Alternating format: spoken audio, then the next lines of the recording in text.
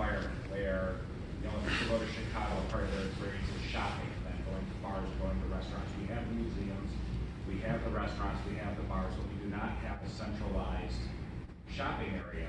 And it seems we are heading in a direction that's due for a major retailer to take a risk on downtown, and yet that hasn't happened. I was curious to see. Oh, I can't afford downtown. It's too expensive. Not enough land.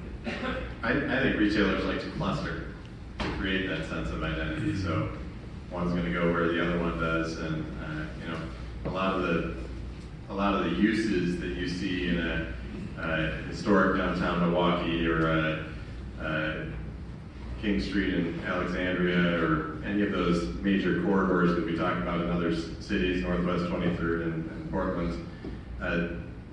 The uses that are there are out in the suburbs right now or in Brent Village, and so it's going to be tough at this point to try and find some of those uses. I think that we could still find Urban Outfitters or a few others like that could probably create the sorts of experiences that people are looking for today, but we're still competing with the suburbs a little bit.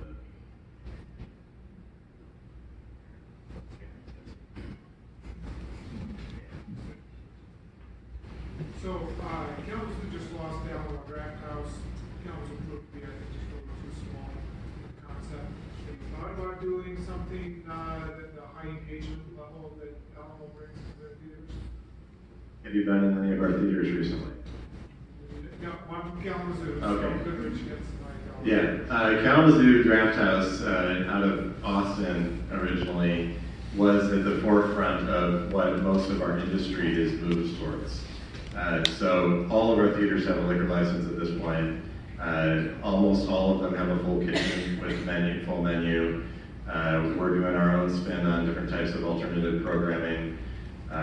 We have, our theater downtown will have a full kitchen, a bar, all recliner chairs, and some unique aspects of programming. So there's a lot of us, I think, that have caught up and are continuing to evolve with that model. They get a lot of credit in our industry for really shaking things up and looking at things from a different perspective and showing people who've been in business for 75 years or more that there is another way to do this and that you can make money on more than just popcorn. And so we've adapted. One of the things that's allowed for that to happen, and I don't know that a lot of people have noticed that this was part of the reason for the change, is we've shifted our model to reserved seating. You buy your ticket in advance and pick a specific chair. One of the primary reasons for that is for food delivery, so that we know where you're sitting and you don't have to wait in order to wait at a concession counter for your food to be prepared. We can prepare it in the kitchen and just bring it to you when it's ready. And so, there's a lot of movement towards adapting to where Alamo Draft House is. Now, I will say, when they announced that theater, it's not, what do you call it, rocket surgery? It's not rocket surgery in our industry. You count a population and you multiply it by 4.3, and that's your annual visits. We know our average ticket price, and we typically know how much we're going to sell in food. So our business model is really pretty predictable. It wasn't actually Alamo Draft House, it was Rave Cinemas that opened that building. And the developer claims we're going to do 800,000 guests a year. And we looked at the map and went, the whole Kalamazoo market doesn't do 800,000 guests a year, that's insane. They're going to do 300,000 guests, and I think they ended up doing 250,000.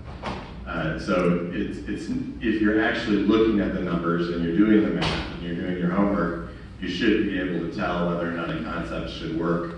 It wasn't so much, I don't think, that it was downtown Kalamazoo that was against them. That created a couple of unique challenges for them, but I think the bigger thing was the population just wasn't there.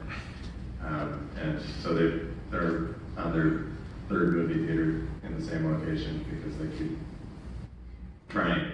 But we have to keep trying because they're single-purpose buildings, and at some rent rate, eventually you can make something work, but it takes changing hands every time sometimes.